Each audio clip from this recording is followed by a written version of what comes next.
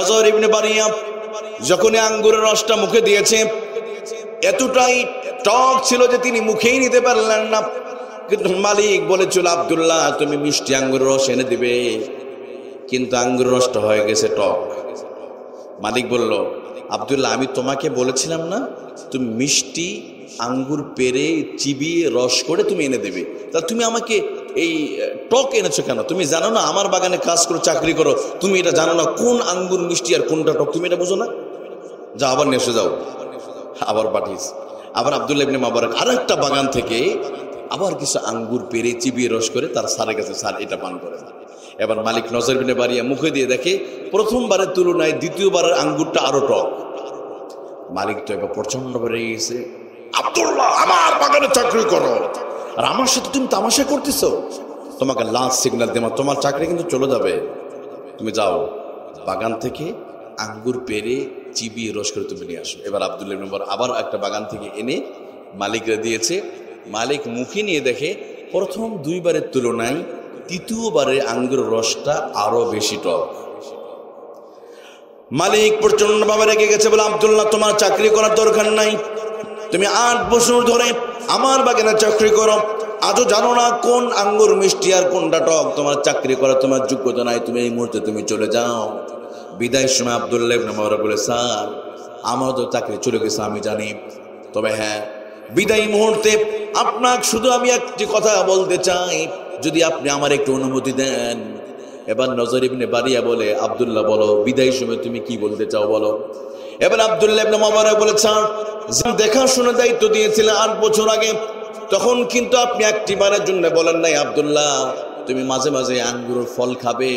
Sir সেদিন আপনি দায়িত্ব দিয়েছিলেন বাগান দেখাশোনা করার জন্য, কিন্তু বাগানের ফল কোনটা মিষ্টি আর কোনটা টক এই দায়িত্ব তো আপনি আমার একটা দিনের জন্য আমারে দেন নাই। শুধুমাত্র এই কারণে এই 8 বছরের ভিতরে একটা দিনের জন্য আমি একটা আঙ্গুর মুখে দেই নাই।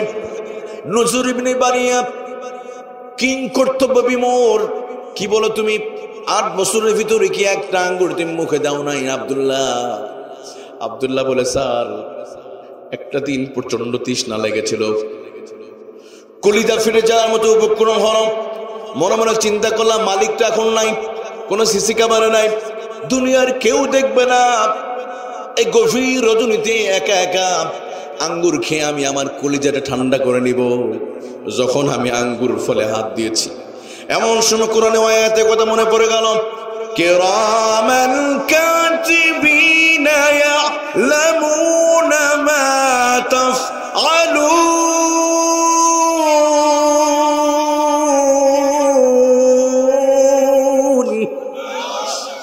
আমার আল্লাহ যদি বলে, আব্দুল্লাহ নজর ইবনে বারিয়া বাগান দেখাশোনার দায়িত্ব দিয়েছিল, তোমার তো ফল খাওয়ার দায়িত্ব দেয় নাই, আব্দুল্লাহ তুমি কেন আঙ্গুর খেয়েছ?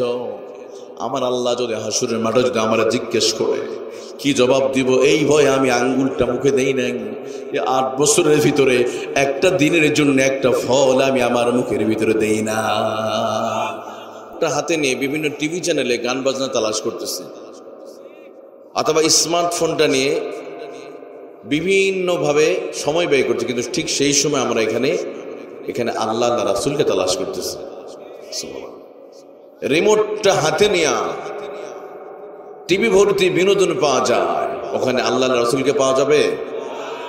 অনেক সময় দিয়েছে, আমরা বছরে একটা দিন কয়েকটা ঘন্টা কি আমরা আল্লাহকে সময় দিতে পারি না ভাই? তো যারা এসেছেন আপনারা অনেক ভালো, আল্লাহর প্রিয় বান্দারা এখানে।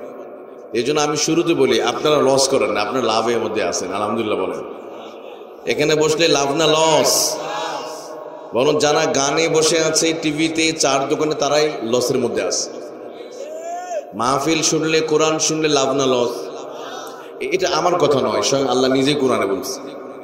কিন্তু দেখেন দুনিয়ার শিল্পীরা ওরা একটা গানই তৈরি করছে, তোমরা গান শোনো, গান শুনলেই 100% লাভ। একটা গানই আছে এরকম, দেখবেন 100% লাভ লাভ লাভ লাভ, এরকম একটা গান আছে এরকম। লাভ না লস? বরং গান শুনলে 100% লস। এটা মোল্লার কথা না, আল্লাহর কথা। কিন্তু কোরআন শুনলে 100% লাভ, এটা কে বলেছে? এটা আরো দূরে বলেন, ওয়াযাক্কির ফাইন্না الذكرى تنفع المؤمنين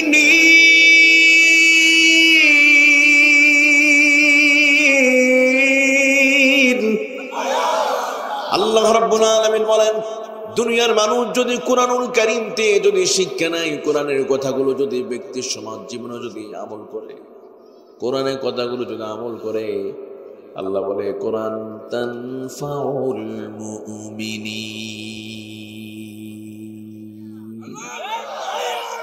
তানফাউল মুমিনদের নাফা হবে, লাভ হবে। সুবহানাল্লাহ বলে। এজন্য যতক্ষণ বসবো ততক্ষণ আমাদের লাভ না লস। দেখেন আপনারা কতটা লাভের ভিতর আছেন। এই দেখেনে বসে আপনার মাঝে মাঝে সুবহানাল্লাহ বলছেন না, এই আওয়াজটা আমার আল্লাহর কাছে এতটা ভালো লাগে, এতটা আল্লাহ পছন্দ করে, আপনাদের এই ময়দানে বসে সুবহানাল্লাহ আওয়াজ আল্লাহ আরশে আজিমে আল্লাহ পৌঁছায় দেয়। দুনিয়ার বিজ্ঞানের দৌড় চাঁদ পর্যন্ত। বিজ্ঞানের দৌড় কত দূর পর্যন্ত? চাঁদ। 1969 সাল অলড্রিন, নেল আর্মস্ট্রং আর একটা লাইকা নামক কুত্তা নিয়ে ওরা চাঁদে গিয়েছিল। সালটা ছিল 1969। তাহলে বিজ্ঞানের দৌড় চাঁদ পর্যন্ত। আর মাহফিলের মুসল্লিদের মুখের সুবহানাল্লাহ, আল্লাহু আকবারের জিকিরের আওয়াজটা প্রথম আসমান, দ্বিতীয়, তৃতীয়, চতুর্থ, পঞ্চম, ষষ্ঠ, সপ্তম আসমান পাড়ি দিয়া আল্লাহ আরশে আজিমে এই সুবহানাল্লাহ আওয়াজ আল্লাহ পৌঁছায়। তাহাররাকা লাহুল আরশ, আরশের চতুর্দিকে আমাদের জিকিরগুলি ঘুরতে থাকে। বান্দা যখন আল্লাহ জিকির করে সুবহানাল্লাহ বলে, এগুলো ঘুরতে থাকে। আল্লাহ বলে, জিবরিল ওরা কারা? ওরা কারা মাটিতে বসে আমার জিকির করে? ওরা ময়লাতে বসে আছে কেন জিবরিল? জিবরিল বলে, আল্লাহ ওরা তো তোমার জান্নাতে যেতে চায়। আল্লাহ বলে, জিবরিল ওরা কি আমার জান্নাতটা দেখেছে কখনো? জিবরিল আলাইহিস সালাম বলে, আল্লাহ না দেখে নাই। জান্নাত না দেখে আমার জান্নাতকে এত ভালোবাসে তারা? ঘরে দামি দামি ব্র্যান্ডের জাজিম আছে, খাট আছে, বিদেশি কম্বলগুলো ফেলে রেখে ঠান্ডায় বসে আছে কেন ওরা? জিবরিল বলে, আল্লাহ ওরা তো জাহান্নামের সেই আগুনের লেলিহান শিখাতে মুক্তি পেতে চায়। আল্লাহ বলবে, ওরা কি জাহান্নামের আগুন দেখেছে কখনো? দেখে নাই। আল্লাহ বলে, জিবরিল তুমি সাক্ষী থাকো, আমার যে বান্দারা যে জান্নাতকে না দেখে, যে জাহান্নামকে না দেখে এতটা ভয় করে, যদি তাই হয়ে থাকে আমার এই বান্দারা এই মজলিস থেকে ওঠার আগে আমি আল্লাহ তাদের গুনাহগুলোকে মাফ করি। সুবহানাল্লাহ বলেন না? তাহলে এখানে বসলে লাভ না লস? এই জন্য আমার একান্ত প্রিয় বাবাজিরা, আমার যুবক ভাইয়েরা, এখানে যারা বসেছেন, আমরা শেষ সময় থাকবো তো ইনশাল্লাহ। দেখি কে কে চলে যাবেন, হাত থেকে উঠান তো। কে কে চলে যাবে?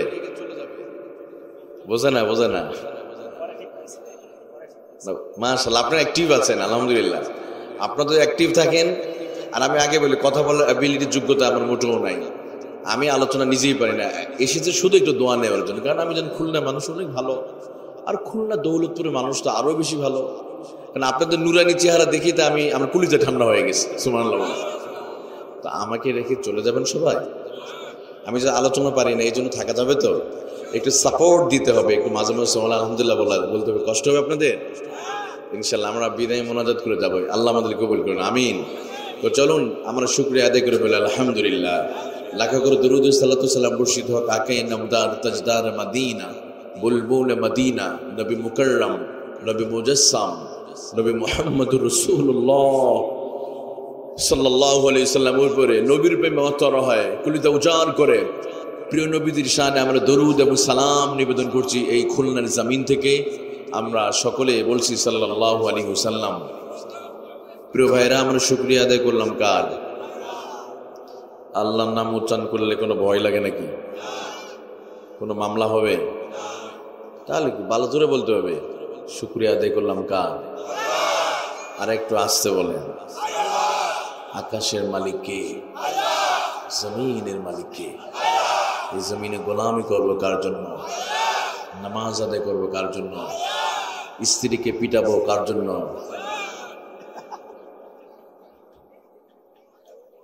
অনেকে বিয়ে করেনি, কি শত্রু বইয়ের বুতে না, আবেগে বলে ফেলেছে। এদিকে খুলনা মানুষ পিটায় না, আপনার অনেক ভালো। তবে মাঝে মাঝে যৌতুক না দিলে একটু আদর করে। তবে এদিকে যৌতুক নাই, যৌতুক আছে নাকি? আমাদের ওইদিকে আছে, উত্তরবঙ্গে আছে, এদিকে যৌতুক নাই। তবে মেয়েরা বলতে পারবে যৌতুক আছে না নাই। এই ভাইরাস আছে না? আল্লাহ আমাদের বুঝার তৌফিক দান করে। একটা বাবা একটা মেয়েকে 18 বছর ধরে তিল তিল করে মেয়েটাকে বড় করে, সে তো তার জামাইটার হাতে কুলিজা বের করে দিয়ে দেয়, আবার কিছু যৌতুক লাগবে ভাই? এটারে বড় করে আদর করে আপনারা উপযুক্ত বানায় দিয়েছে, আর কি লাগে, তাই না? আমরা নিব না ইনশাল্লাহ বলে, আমরা আবেগে বলে ফেলেছি। আমাদের সবকিছু হবে কার জন্য ভাই? আমার আলোচনাটা হবে কার জন্য? ইন্না সলাতি ওয়া নুসুকি ওয়া মাহইয়ায়া ওয়া মামাতি লিল্লাহি রাব্বিল আলামিন।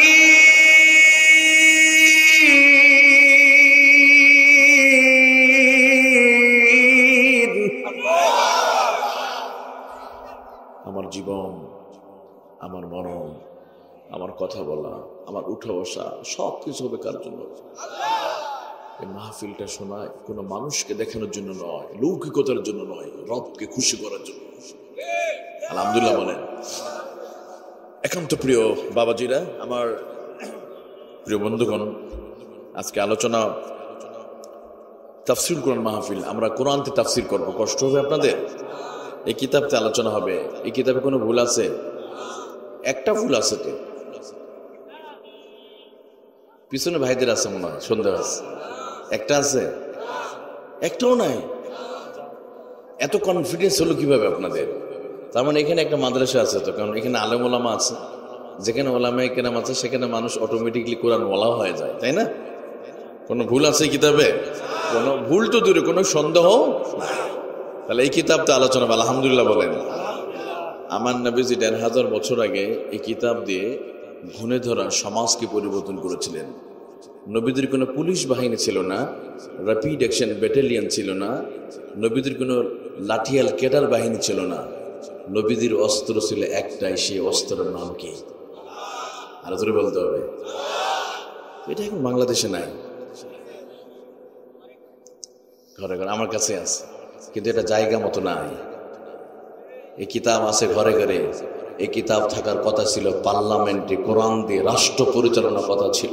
কথা বলা ঠিক কিনা? কোরআন আজকে বাংলার ঘরে ঘরে আছে, কিন্তু কোরআন বাংলা জমিনে বিজয়ী অবস্থায় আছে না পরাজিত অবস্থায়? আজকে বাংলা জমিনে যদি কোরআন বিজয়ী অবস্থায় যদি থাকতো, গত 17 বছরে 70 লক্ষ কোটি টাকা এই বাংলার জমিন থেকে তারা পাচার করতে পারত না। এই কোরআন যদি বিজয়ী অবস্থায় থাকতো, কোনো আলেমকে জেলখানার ভিতরে জীবন দেওয়া লাগতো না। কোরআন আছে ঠিকই, কোরআন জায়গা মতো নাই। তাহলে কোরআনটাকে জায়গা মতো নেওয়ার দরকার আছে না নাই? আরো জোরে বলেন। তাহলে যে কোরআন দিয়ে আমার নবীদের সমাজ পরিবর্তন করেছেন, যেই কোরআনুল কারীম দিয়ে আমার নবীদের জাহেলি যুগের মানুষদেরকে, বড় বড় মানুষদেরকে সোনার মানুষে পরিণত করেছেন, সেই কোরআনের পথে চলতে গিয়ে, সেই কোরআনের পথের প্রতীক হতে গিয়ে, সেই কোরআনের মিশন আর ভিশনকে বাস্তবায়ন করতে গিয়ে, কোরআনের পথে যারা বাধা হয়ে দাঁড়াবে, কোরআনের পথে যারা কাটা হয়ে দাঁড়াবে, তাদের বিরুদ্ধে যদি দুর্বার আন্দোলন যদি ডাক আসে, আর কোরআন প্রতিষ্ঠার জন্য বুকের তাজা রক্ত ঢেলে দিতে রাজি আছে কে কে? তুই হাত উঁচু করে আল্লাহকে দেখায়। আল্লাহ আমাদের কবুল করেন, আমিন। আমরা কোরআনের সাথে থাকবো তো ইনশাল্লাহ বলেন। কোরআনের সাথে যারা থাকবে তাদের সম্মান বাড়িয়ে দিবে কে? আবার কোরআনের সাথে যারা বেঈমানি করবে, আল্লাহ তাদেরকে নাস্তানাবুদ করে দিবে। কোরআনে আলেমদেরকে যারা নির্যাতন করবে, আলেমদেরকে যারা কষ্ট দেবে, আলেমদেরকে যারা জেলে ঢুকাবে, আল্লাহ তাদেরকে পৃথিবীর অস্তিত্ব থেকে তারা বিলীন করে দিবে। দেখেছেন না আলেমদের সাথে যারা বেঈমানি করেছিল? ইতিহাস আপনাকে 200 বছর পূর্বে যাওয়া লাগবে না, 300 বছরের সময় যাওয়া লাগবে না। আপনি সাম্প্রতিক দিকে তাকান, যারা আলেমদেরকে, হুজুরদের সাথে যারা বেঈমানি করেছিল, তারাই এই সমাজ থেকে বিতাড়িত হয়ে গেছে। কথা বলেন ঠিক কিনা? এই যে কোরআনে মাহফিল আজ থেকে 6 মাস। আচ্ছা, আজকে কি অনুমতি লাগছে নাকি আপনাদের? অনুমতি নেন না কেন? এলাকার কোন পাতি নেতা অনুমতি দিবে? এখন লাগে না, দেখছেন? আলহামদুলিল্লাহ বলেন না। আমার অনেক মাহফিল এলাকার পাতি সিরা নেতা, যেই নেতার পরনে জুতা ছিল না, ওরা এমন হয়ে গেল যে বক্তার নামের নিচে নাম দিলে কেন, এই জন্য মাহফিল বন্ধ করে দেওয়া। কি সর্বনাশ! অনুমতি নেয় নাই মেম্বরে, কিন্তু মাহফিল বন্ধ করে দাও। চেয়ারম্যানের নাম নেয়, বন্ধ করে দাও। এমপির নাম আছে, মন্ত্রীর নাম নেয়, মাহফিল বন্ধ করে দাও। এভাবে বছরের পর বছর এই দেশে তাওহীদের জনতার সাথে তারা তামাশা করেছে, কথা ঠিক কিনা? কিন্তু তামাশা করেছে এই জন্য আমরা বেশি কিছু চাই নাই। যখন মানুষ কষ্ট করলো, আল্লাহ বলল, আল্লাহ এই জালিমের পতন হোক, হেদায়েত দে। শেষ পর্যায়ে আমরা বললাম থাক না, দেশের সন্তান দেশেই থাক, বাইরে যাওয়ার দরকার নাই। আল্লাহ বলে, বোকা, তোরা তো চাইতে পারিস না, শুধু পদত্যাগ চাইলে হবে না। আমি আল্লাহ আরশে আজিম থেকে দেখেছি তোমাদের উপরে যেভাবে জুলুম আর নির্যাতন চলেছে। আলেমদেরকে সে শাপলা চত্বরে পাখির মতো গুলি করে হত্যা করেছে। আলেমদেরকে মাহফিলে স্টেজ থেকে কুকুরের মতো টানিয়ে নামিয়েছে, তোমাদের মুখের ভাষা কেড়ে নিয়েছে। শুধু পদত্যাগ চাইলে হবে না, আমি আল্লাহ বাংলার জমিন ছাড়া তাদের করে দিব। ঠিক কিনা? আল্লাহ তো সহজে ধরে না, ধরলে চরম অহংকারী করেছিল ফেরাউন, তারও পতন হয়েছে, হয় নাই? হয়েছে। যে যত বড় জালেম তার তত ছোট ছোট আযাব দিয়ে আল্লাহ দুনিয়াতে মাইনাস করে দিচ্ছে। জর্জ ডব্লিউ বুশ খুব বেড়ে গিয়েছিল এক সময়, ওর জীবনের বিদায় সময় জুতা পিটা খেয়ে এই পৃথিবী ছেড়ে তাকে চলে যেতে হয়েছে, ক্ষমতা ছিল। সাংবাদিক জাহিদি ইরাকে দেখলেন না আপনারা, ভিডিও দেখছেন আপনারা? মহাপ্রতাপশালী ছিল গোটা পৃথিবীর George W Bush. Asia, Europe, ওশনে, আমেরিকা এমন কোনো মহাদেশ নাই যেখানে সে হামলা করে নাই, কিন্তু বিদায়ী মুহূর্তে জুতা পিটা খেয়ে যেতে হয়েছে। নমরুদ আল্লাহর সাথে পাল্লা দিল, আল্লাহর সাথে যুদ্ধ করবে। আল্লাহ বলে, নমরুদ, তোরে দুনিয়া থেকে বিদায় করার জন্য আমার সেনাবাহিনী পাঠা লাগবে না, আসমান থেকে গজব লাগবে না, আমার ছোট্ট একটা প্রতিবন্ধী মশারে পাঠাই দেবে, আমি তোর জাত মতো সাইজ করবো। সুস্থ মশা না, প্রতিবন্ধী, অসুস্থ, ডায়াবেটিস হয়ে গেছে, তুই নিজেই চলতে পারে না, ট্যাং ভাঙ্গা। সে কি করছে ফেরাউন রে, না নমরুদ রে? ফেরাউন আল্লাহর সাথে পাল্লা দিয়েছিল, পাল্লা দিতে গিয়ে তার কাল্লা শেষ। সেই বলেছিল আনা রব্বুকুমুল আলা। ফেরাউনের এমন মৃত্যু হলো পানিতে ডুবে। আচ্ছা বলেন তো, পানিতে ডুবে কারা, বড়রা না ছোটরা? ছোট বাচ্চা সাঁতার যায় না, ডুবে, পানিতে ডুবে মরে। এটা কেমন একটা মানে লাঞ্ছনাকর মৃত্যু না? যুদ্ধ করতে কিন্তু মারা গেল না, উনি যোদ্ধা ছিল, পানিতে ডুবে মরছে। আবু জেহেল আমার নবীকে কষ্ট দিয়েছে। আবু জেহেলকে মারছে খালেদ বিন ওয়ালিদ। আবু জেহেলকে দুনিয়াতে বিদায় করছে ওমর ইবনে খাত্তাবের প্রয়োজন হয় নাই, ওসামা বিন যায়েদের প্রয়োজন হয় নাই, আবু উবাদা ইবনুল জাররার প্রয়োজন হয় নাই। আমার নবীদের ছোট্ট সাহাবী মাত্র 10 বছরের মাজ আর মোয়াইজ আবু জেহেলকে দুনিয়া থেকে খতম করেছে। আলহামদুলিল্লাহ বলেন না? ঠিক গত 17 বছর ধরে যখন এভাবে কষ্ট চলছিল, এদেশের বড় বড় রাজনৈতিক দলগুলো যখন বিভিন্ন কর্মসূচি দিয়ে তাদের কচুও করতে পারে নাই, তখন কলেজ আর বিশ্ববিদ্যালয়, মাদ্রাসা ছাত্ররা সেই আবাবিলের নাম শুনেছিলাম, আবাবিলের ভূমিকা ধারণ করে রাস্তায় নেমে তারা আল্লাহু আকবার স্লোগান দিয়েছে। তারা পালানোর সময় মাত্র 45 মিনিটের ভিতরে দুপুরের খাবারটা পর্যন্ত খেতে। এই জন্য প্রিয় ভাইয়েরা, কোরআনের সাথে বেদবি করা যাবে? আলেমদের সাথে বেদবি করা যাবে? তাদের সবচেয়ে বড় একটা জিনিস ছিল কোরআনের সাথে তার বেঈমানি করেছে আলেমদের সাথে। জানেন, আলেমদেরকে তারা চেয়েছিল, পুরো মিডিয়া আলেমদেরকে মামলা দিয়ে জনগণ যেন হুজুরদের কাছে দূরে সরে যায়। আপনাদের এই খুলনাতে বিশ্বনন্দিত মুফাসসির কোরআন আল্লামা সাঈদী রহমতুল্লাহ আলাইকে কিছু নয়, শুধু সাঈদীকে জনগণের কাছে বিচ্ছিন্ন করবার জন্য ওনাকে অসংখ্য ধর্ষণের মামলা দিয়ে 13 বছর 3 মাস কারারুদ্ধ জীবনযাপন করার পরে ওনার জীবনের পরন্ত বিকেলে ওনাকে অপচিকিৎসার মাধ্যমে শহীদ করে বিদায় করা হয়েছে। কথা বলেন ঠিক কিনা? কতটা জালেম, কতটা স্বৈরাচার হলে একটা মরা মানুষের লাশ পর্যন্ত এই খুলনার জমিনে তারা দাফন করতে দেয় না। আজকে যেই স্বৈরাচাররা ওনার লাশে তারা বেদবি করেছিল, আজ খুলনাবাসী এখন আছে, আপনারাই জানেন। এখন ওই জানোয়ারগুলো আছে নাই। এই জন্য সম্মান দেবে কে? সম্মান দেওয়ার মালিক আল্লাহ। আজকে আপনি বেদবি করছেন, আগামী দিন আসবে আপনার কঠিন সময় অপেক্ষা করছে। আলেমদেরকে খাঁচায় বন্দি করলে, ধর্ষণে মামলা দিলে মনে হয় মানুষ আলেমদের কাছে যাবে না, এটা মনে করেছিল। দেখবেন গত দীর্ঘদিন ধরে যত টিভিতে নাটক হয়েছে, খারাপ অভিনয়গুলো করানো হয়েছে, এমন ব্যক্তিদেরকে ধরেন, একজন মানুষ ধর্ষণে অভিনয় করতেছে, ওনার মাথায় দিচ্ছে টুপি, মুখে দিয়েছে দাড়ি, শরীরে দিছে লাল হাজির রুমাল, অথবা স্ত্রীকে মারতেছে, ওই মানুষটা মুখে দিছে দাড়ি, মাথায় দিছে টুপি। এভাবে ভিডিওর মাধ্যমে, নাটকের মাধ্যমে যেমন খুশি তেমন সাজো 16ই ডিসেম্বরে বিভিন্ন অনুষ্ঠানের নামে আলেমদেরকে তারা পচানোর চেষ্টা করেছে। কিন্তু আমি আপনাদের বলতে চাই, ওরা আলেমদেরকে পচাতেছে, নিজেরা পচে গেছে। আজকে আলেমরা হ্যামিলনের ব্যাসিওয়ালার মতো। আমি ছোটবেলায় হ্যামিলনের ব্যাসিওয়ালার গল্প শুনেছি, কিন্তু দেখি নাই। কিন্তু বর্তমান সময়ের হ্যামিলনের ব্যাসিওয়ালা মিজানুর রহমান আজহারি, উনি যেদিকে যায় সেদিকে সব ছোট বড় আবাল বৃদ্ধ বলিতে সেদিকে দৌড়ায়। কথা বলেন ঠিক কিনা? ওরা আলেমদেরকে ধর্ষণের মামলা দিয়ে বিভিন্ন জুলুম আর নির্যাতনের দৃশ্য দেখে ওর হুজুরদের মুখের ভাষা কেড়ে নিতে চেয়েছিল। হ্যাঁ, আলেমদেরকে কষ্ট দিতে পেরেছি ঠিকই, কিন্তু জনগণকে আলেমদের থেকে বিচ্ছিন্ন করতে পারে। আজকে সাইদি দুনিয়াতে নাই, উনি রাষ্ট্রপতি হতে পারে নাই, কিন্তু মানুষের প্রতি ওনার প্রতি যে ভালোবাসা, কিয়ামত পর্যন্ত এদেশে মানুষ যতদিন বেঁচে ততদিন তার জন্য দোয়া হবে। শুধু তাই নয়, আগামী 40 বছরের পরেও যদি যুবকরা যখন ইতিহাস পড়তে যাবে, কোরআনের পাখি, কোরআনের কথা বলতে গিয়ে, কোরআনের পথে চলতে গিয়ে জীবনের একটা বড় সময় জেলখানাতে কাটাতে হয়েছে এই মানুষটাকে। ওনাকে যারা ফাঁসি দিয়েছিল, ওনাকে পথে যারা জুলুম করেছে, জনগণ তাদের কথা শুনলে ঘৃণা করবে, কিন্তু কোরআনের পাখি আল্লামা সাঈদীর কথা শুনলে মানুষ 2 হাত উঁচু করে দোয়া করবে। কিন্তু জালিম আর স্বৈরাচারের জোরে মানুষ দোয়া করবে। তাহলে সম্মান কে দিল? তাহলে অনেক মানুষ মরো, রাষ্ট্রপতি হওয়া লাগে নাই, প্রধানমন্ত্রী হওয়া লাগে নাই, কিন্তু আল্লাহ তাআলা এর চাইতে বেশি সম্মান। তুইজ্জু মান তাশা ওয়া তুযিল্লু মান তাশাউ বিয়াদিকাল খায়র ইন্নাকা আলা কুল্লি শাইইন কাদির। আল্লাহু আকবার। আল্লাহ তাআলা বলেন, আমি আল্লাহ তাআলা কাউকে ক্ষমতা না দিয়ে আমি সম্মানিত করেছি, আবার কাউকে ক্ষমতার মসনদে বসিয়ে আমি আল্লাহ তাআলা চরমভাবে তাদের অপমান করেছি।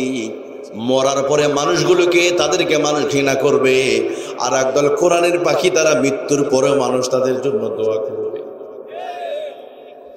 আমি কুষ্টিয়া ভার্সিটিতে প্রশ্ন করতাম, আমার কিছু বন্ধু ছিল মিশরে পড়তো। আমি বলতাম, আচ্ছা মিশরে সবচেয়ে ঘৃণিত ব্যক্তিকে? বলতো জামাল আবদে নাসের। আর সবচেয়ে সম্মানিত কে? শহীদ সৈয়দ কুতুব রহমতুল্লাহ আলাইহি। ওনাকে জামাল আবদে নাসের জেলখানার ভিতর ফাঁসি দিয়েছিল। আজও দেশের মানুষ জামাল আবদে নাসেরের কথা শুনলে ঘৃণা করে। ঠিক ইতিহাস বাংলাদেশে সেদিন লেখা হয়েছে 14ই আগস্ট, যেদিন আল্লামা সাঈদী চলে গেছে, উনি মারা গিয়েছে, ওনার জন্য দোয়া হবে বছরের পর বছর। যান ওনার ফিরোজপুরে, আমি তো প্রোগ্রামে গিয়েছিলাম ওদিকে, ওনার যারা বাহির থেকে লোক আসে, বিভিন্ন এলাকার মানুষ ওই এলাকায় সফর করলে যে ওখানে দোয়া করে আসে, একবারের জন্য হলেও ওনার জন্য দোয়া করে। কিন্তু মনে রাখবেন, যারা ওনাকে মিথ্যা মামলাতে যারা কষ্ট দিয়েছে, ওনার ইজ্জতকে যারা হনন করার চেষ্টা করেছে, ওই সমস্ত মানুষগুলো কথা শুনলে মানুষ একদিন ঘৃণা করবে, তাদের নিজেদের সন্তানরা একদিন ঘৃণা করবে। কথা বলেন ঠিক কিনা? এই জন্য প্রিয় ভাইরা, আলেম ওলামা, এই জন্য আলেমদের বিরুদ্ধে যাবেন না। হুজুররা গরিব মানুষ, টাকা পয়সা নাই, ক্ষমতা নাই, কিন্তু হুজুরদের একটা অস্ত্র আছে, সেটা হলো চোখের পানি। এটাকে কন্ট্রোল করার ক্ষমতা পৃথিবীর আছে? আপনি আয়নাঘর তৈরি করে হুজুরদের ঢুকাতে পারবেন, এই শক্তি আছে আপনার, কিন্তু হুজুরদের চোখের পানি কন্ট্রোল করার ক্ষমতা আপনার নাই। আবার সামনে যদি কেউ করে ফ্যাসিস্ট আচরণ, অন্য কোনো মানুষ যদি তাদের যদি শিক্ষা নিয়ে এরম করে, তাদেরও ভয়ঙ্কর পরিণতি হবে। কথা বলেন ঠিক কেন? কারণ ইতিহাস বারবার করে ঘটে, যদি কেউ শিক্ষা না নেয়। আপনাদের কষ্ট হচ্ছে, আপনাদের কষ্ট হচ্ছে প্রিয় ভাইরা। আমাকে একটা জিনিস ভালো লাগে, দেখেন ম্যাক্সিমাম যুবকরা এই জায়গায় আমি দেখতে পাচ্ছি, আবার মাহফিল আয়োজন করছে যুবক, তাই না? আর প্রথম মাহফিল হিসাবে এই ফার্স্ট টাইম তারা মাহফিল করছে, আলহামদুলিল্লাহ বলেন না? আর এখানে সব যুবক। তা আমি যুবকদের উদ্দেশ্যে ইনশাল্লাহ কিছু কথা বলবো, যেহেতু যুবকরা আছে। আর সেই সাথে আমি আপনাদের সামনে যে আয়াতে কারিমা তেলাওয়াত করতে চেয়েছিলাম, আমি সময় না নিয়ে আয়াতটা তেলাওয়াত করি, কারণ সময় নষ্ট না করে সহজে আলোচনা চলে যেত। চলুন আমি কোরআনুল কারিমে সূরাতুল হাশরের 18 নম্বর আয়াতে কারিমা থেকে আলোচনা করব, যদি আল্লাহ তাআলা আমাকে তৌফিক দেন করে। আমরা সকলে আল্লাহর কাছে সাহায্য শুরু করে সকলে বলি আউযু বিল্লাহি মিনাশ শাইতানির রাজীম। ইয়া আইয়ুহাল্লাযীনা আমানু ইত্তাকুল্লাহা ওয়াল তানজুর নাফসুম মা قدمت لغد واتقوا الله إن الله خبير بما تعملون। আল্লাহ রাব্বুল আলামিন ঘোষণা করেন ইমানদারদেরকে মায়াবী কণ্ঠে দরদ ভরা কণ্ঠে আমার আল্লাহ ডেকে ডেকে বলছে, ও ইমানদাররা, ও বিশ্বাসীরা, ও ম্যানকাইন্ড।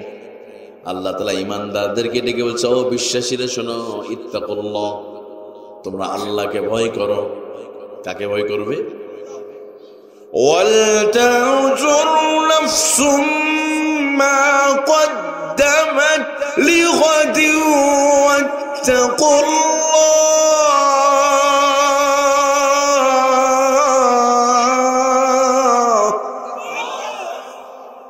আল্লাহ তাআলা বলে, বান্দারে, আর তোমরা চিন্তা করো আগামীকালের জন্য তোমরা কি পাঠিয়েছ। ওয়াত্তাকুল্লাহ, আল্লাহকে ভয় করো। আর তোমরা পৃথিবীতে যা কিছু করো সব কিছু খবর রাখে কে? আর একটু আসতে বলেন না, কে রাখে? ইন্নাল্লাহা খাবীরুম বিমা তা'মালুন।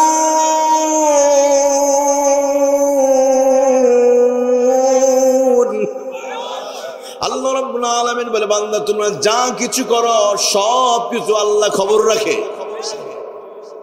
তাহলে আমার একান্ত প্রিয় বাবাদের, যুব ভাইয়েরা, শুরুতেই আল্লাহ তাআলা ঈমানদারদের বলে, যারা ঈমান এনেছে।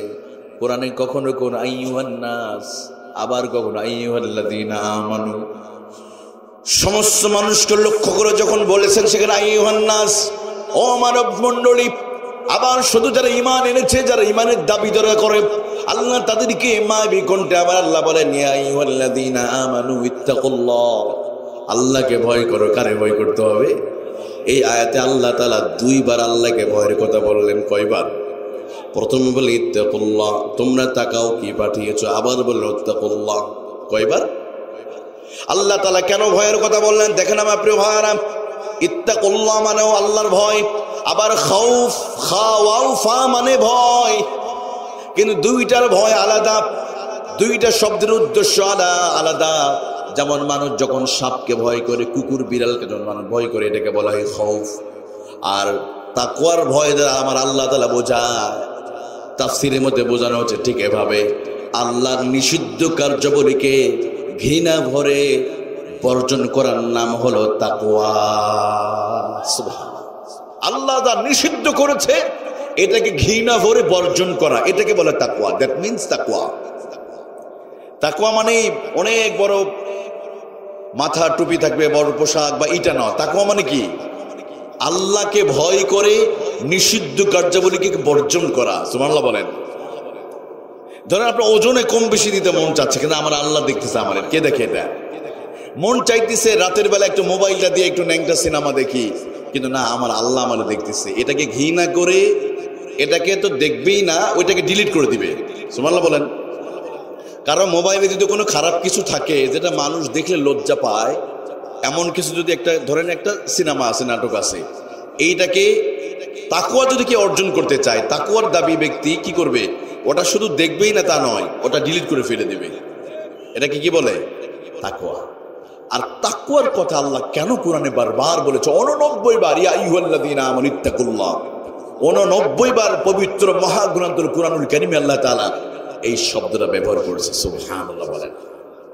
দেখেন তাকওয়া কেমন ভাবে তাকওয়া অর্জন করে। একটা ছোট্ট একটা ঘটনা বলি। নজরুল ইবনে বারিয়া, তার বিশাল একটা আঙ্গুরের বাগান ছিল। ওই আঙ্গুরের বাগান দেখাশোনার দায়িত্ব দিয়েছিলেন আল্লাহর এক বুজুর্গ, তার নাম ছিল ইবনে মুবারক, আব্দুল্লাহ ইবনে মুবারক। অনেক বড় আল্লাহর জবরদস্ত একজন বুজুর্গ ছিল। তো আঙ্গুরের বাগান দেখাশোনার দায়িত্ব দিয়েছে তার কাজের ছেলে, তার নাম ছিল ইবনে মুবারক। তো মালিক হঠাৎ নজর ইবনে বারিয়া এসে বলে, ও আব্দুল্লাহ, একটু যাও বাগান থেকে একটু মিষ্টি আঙ্গুর পেরে চিবিয়ে রস করে একটু আমাকে এনে দাও। তো আব্দুল্লাহ ইবনে মুবারক বাগান থেকে কিছু আঙ্গুর পেরে চিবিয়ে রস করে মালিক নজর ইবনে বারিয়ার হাতে দিয়ে বললেন, স্যার এই নেন আপনি পান করেন। নজর ইবনে বারিয়া যখন আঙ্গুরের রসটা মুখে দিয়েছে, এতটাই টক ছিল যে তিনি মুখেই নিতে পারলেন না। কিন্তু মালিক বলেছিল, আব্দুল্লাহ তুমি মিষ্টি আঙ্গুরের রস এনে দিবে, কিন্তু আঙ্গুরের রসটা হয়ে গেছে টক। মালিক বলল, আব্দুল্লাহ আমি তোমাকে বলেছিলাম না তুমি মিষ্টি আঙ্গুর পেরে চিবিয়ে রস করে তুমি এনে দেবে, তা তুমি আমাকে এই টক এনেছো কেন? তুমি জানো না আমার বাগানে কাজ করো, চাকরি করো, তুমি এটা জানো না কোন আঙ্গুর মিষ্টি আর কোনটা টক? তুমি এটা বোঝো না? যাও আবার নিয়ে এসে যাও। আবার পাঠিয়েছে। আবার আব্দুল্লাহ ইবনে মুবারক আর একটা বাগান থেকে আবার কিছু আঙ্গুর পেরে চিবিয়ে রস করে তার স্যারের কাছে, স্যার এটা পান করে। এবার মালিক নজর ইবনে বারিয়া মুখে দিয়ে দেখে প্রথমবারের তুলনায় দ্বিতীয়বারের আঙ্গুরটা আরো টক। মালিক তো এবার প্রচন্ড বেড়ে গেছে, আব্দুল্লাহ আমার বাগানে চাকরি করো আর আমার সাথে তুমি তামাশা করতেছো, তোমাকে লাস্ট সিগন্যাল দেওয়া, তোমার চাকরি কিন্তু চলে যাবে, তুমি যাও বাগান থেকে আঙ্গুর পেরে চিবিয়ে রস করে তুমি নিয়ে আসো। এবার আব্দুল্লাহ ইবনে মুবারক আবার একটা বাগান থেকে এনে মালিকরা দিয়েছে। মালিক মুখে নিয়ে দেখে প্রথম দুইবারের তুলনায় তৃতীয়বারে আঙ্গুরের রসটা আরো বেশি টক। মালিক প্রচন্ড ভাবে রেগে গেছে, বলে আব্দুল্লাহ তোমার চাকরি করার দরকার নাই, তুমি 8 বছর ধরে আমার বাগানে চাকরি করো, আজও জানো না কোন আঙ্গুর মিষ্টি আর কোনটা টক, তোমার চাকরি করা তোমার যোগ্যতা নাই, তুমি এই মুহূর্তে তুমি চলে যাও। বিদায়ের সময় আব্দুল্লাহ ইবনে মুবারক বলে, স্যার আমার তো চাকরি চলে গেছে আমি জানি, তবে হ্যাঁ বিদায়ী মুহূর্তে আপনাকে শুধু আমি একটি কথা বলতে চাই, যদি আপনি আমার একটু অনুমতি দেন। এবার নজর ইবনে বারিয়া বলে, আব্দুল্লাহ বলো বিদায়ী সময় তুমি কি বলতে চাও বলো। এবার আব্দুল্লাহ ইবনে মুবারক বলে, স্যার দেখাশোনার দায়িত্ব দিয়েছিলেন 8 বছর আগে, তখন কিন্তু আপনি একটি বারের জন্য বলেন নাই আব্দুল্লাহ তুমি মাঝে মাঝে আঙ্গুরের ফল খাবে। স্যার সেদিন আপনি দায়িত্ব দিয়েছেন বাগান দেখাশোনা করার জন্য, কিন্তু বাগানের ফল কোনটা মিষ্টি আর কোনটা টক এই দায়িত্ব তো আপনি আমার একটা দিনের জন্য আমারে দেন নাই। শুধুমাত্র এই কারণে এই 8 বছরের ভিতরে একটা দিনের জন্য আমি একটা আঙ্গুর মুখে দেই নাই। নজর ইবনে বারিয়া কিং কর্তব্য বিমূঢ়, কি বলো তুমি 8 বছরের ভিতরে কি একটা আঙ্গুর তুমি মুখে দাও নাই? আব্দুল্লাহ বলে, স্যার একটা দিন প্রচন্ড তৃষ্ণা লেগেছিল, কলিজা ফিরে যাওয়ার মতো উপক্রম হলো, মনে মনে চিন্তা করলাম মালিকটা এখন নাই, কোনো সিসি ক্যামেরা নাই, দুনিয়ার কেউ দেখবে না, এই গভীর রজনীতে একা একা আঙ্গুর খেয়ে আমি আমার কলিজাটা ঠান্ডা করে নিব। যখন আমি আঙ্গুর ফলে হাত দিয়েছি, এমন সময় কোরআনে আয়াতে কথা মনে পড়ে গেল, কিরামান কাতিবিনা ইয়ালামুনা মা তাফআলুন।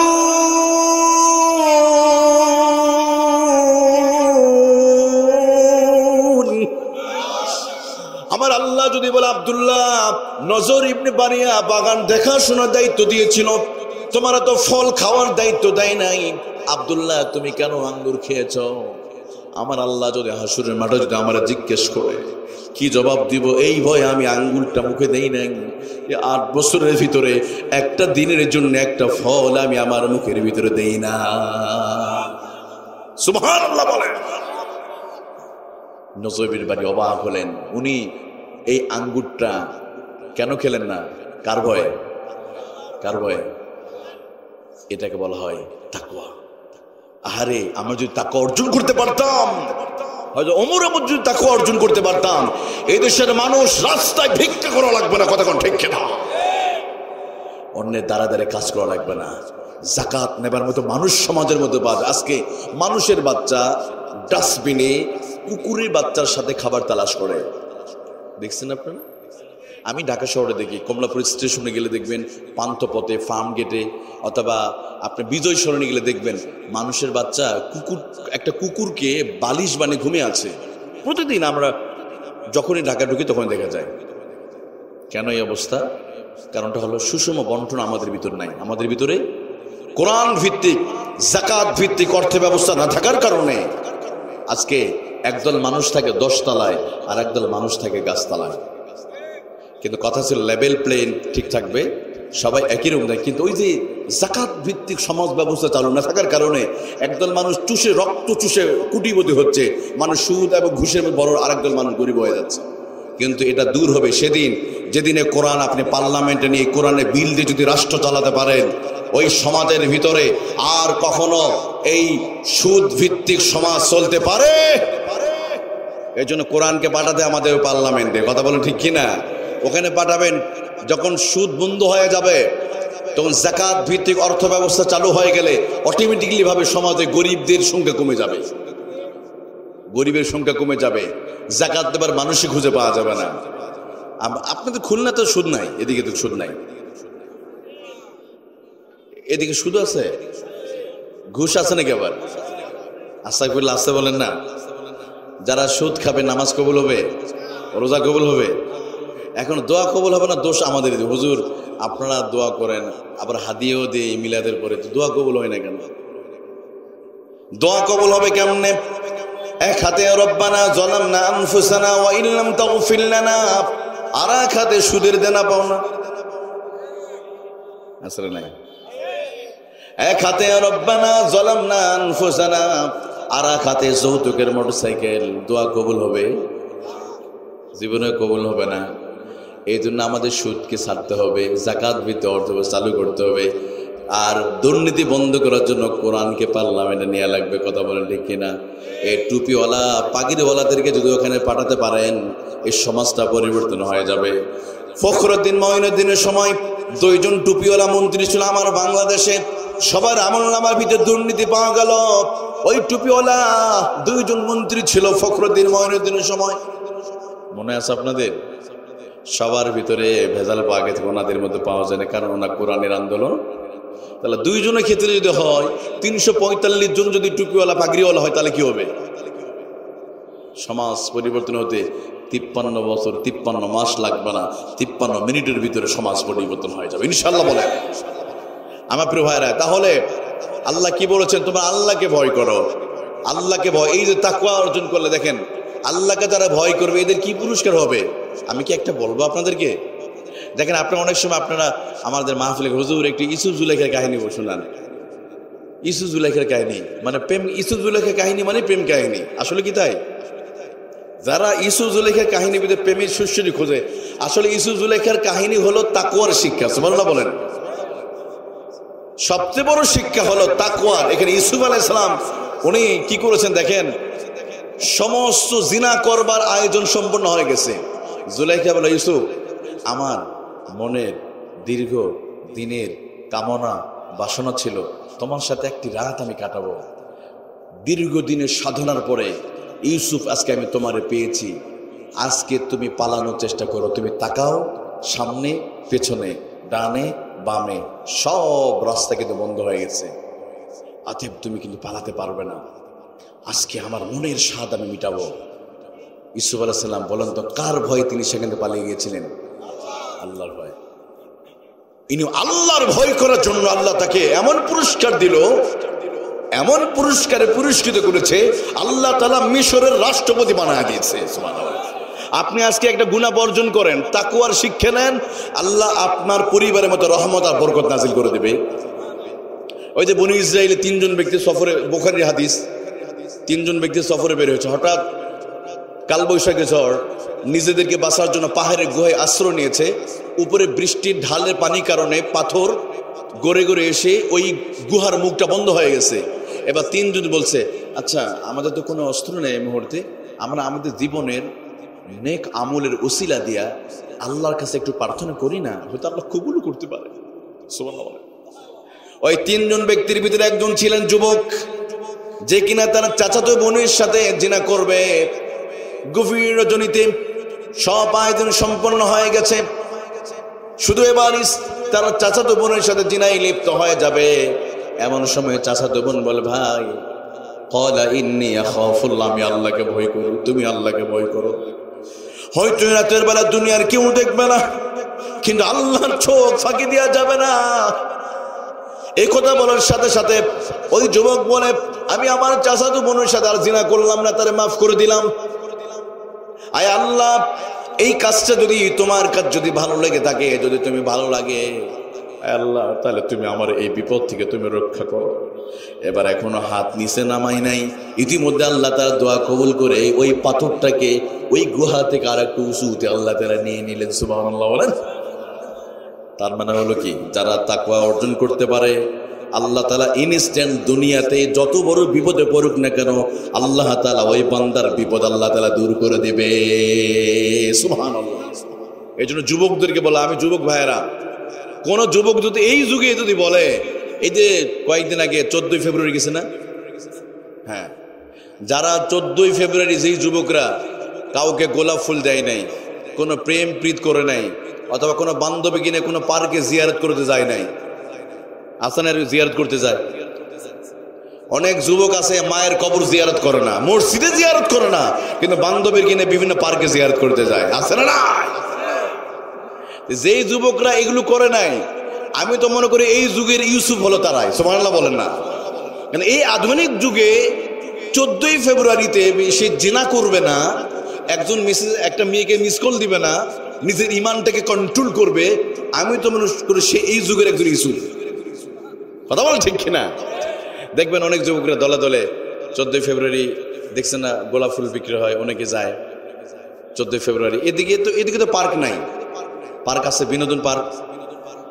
খুলনা তো মনে একটু বেশি মনে হয় আছে, অন্য জেলার তুলনায় খুলনা একটু বেশি আছে। দেখবেন সব জোড়ায় জোড়ায় যে ওখানে জিয়ারত করতেছে। নাউজুবিল্লাহ বলেন। এগুলো আমি আবার নাম দিতে কি শিশু পার্ক। আমি চিন্তা করলাম মনে হয় সব শিশুরা যায়, শিশু বাচ্চারা, ছোট বাচ্চারা যায়। গিয়ে দেখি না, সব শিশুরা না, সব বড় বড় অজগবি আলাইহিস সালামরা গিয়ে হাজির হয়ে গেছে। বড় বড়রা, এত বড় বড় যে জোড়ায় জোড়ায় চলে গেছে।